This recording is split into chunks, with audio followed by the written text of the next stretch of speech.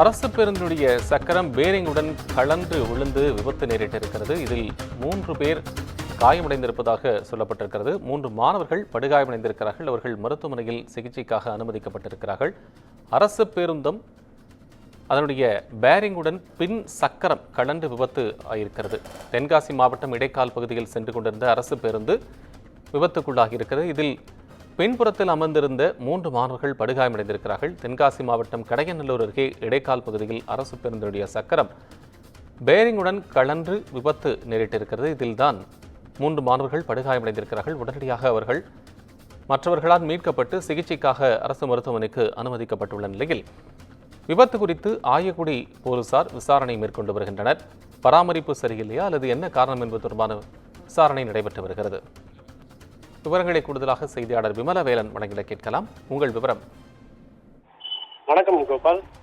தென்காசி மாவட்டம் கடையநல்லூர் அருகே இடைக்கால் என்ற பகுதியிலிருந்து மதுரையிலிருந்து வந்த குற்றாலம் நோக்கி செல்லும் அரசு பேருந்து ஒன்று அந்த பகுதி பத்ராயிருப்பு என்ற பகுதியை சேர்ந்த டிரைவர் இந்த பேருந்தை ஓட்டி வந்துள்ளார். அப்பொழுது மதுரை தென்காசி தேசிய நெடுஞ்சாலை பகுதியில் உள்ள இடைக்கால் என்ற இடத்தில் வந்து கொண்டிருந்த பொழுது திடீரென பேருந்தினுடைய அச்சில் முறிவு ஏற்பட்டு பேருந்தினுடைய பின்னாடி இருந்த 2 சக்கரங்களும் கலண்டு ஓடியது. இதனால் பயங்கர சத்தத்துடன் பேருந்தினுடைய பின்பகுதி நெடுஞ்சாலையில் தரையில் தட்டியது. அப்பொழுது பேருந்தில் உள்ளே இருந்த 3 மாணவர்கள் உட்பட சுமார் 40க்கும் மேற்பட்ட பயணிகள் பேருந்தின் உள்ளே இருந்து தூக்கி வீசப்பட்டனர். இதில் பேருந்தில் பின்பகுதியில் பயணம் செய்த பள்ளி மாணவர்கள் 3 பேரும் படுகாயத்துடன் உயிர் தப்பினர். பின் அவர்களை உடனடியாக அருகில் இருந்தவர்கள் ஆம்புலன்ஸ் மூலம் கடையநல்லூர் அரசு மருத்துவமனைக்கு தற்போது சிகிச்சைக்காக அனுப்பி வைக்கப்பட்டனர். இதனைத் தொடர்ந்து பேருந்துக்கு பின்னால் வந்த மற்ற பேருந்துகள் ஏதும் வராததால் மிகப்பெரிய விபத்து தவிர்க்கப்பட்டுள்ளது என கூறப்படுகிறது.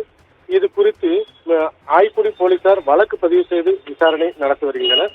அரசு பஸ்ஸின் சக்கரம் கலந்து தேசிய நெடுஞ்சாலையில் ஓடியது மிக பெரும் பரபரப்பை தற்போது அந்த பகுதியில் ஏற்படுத்தியுள்ளது கோபால்.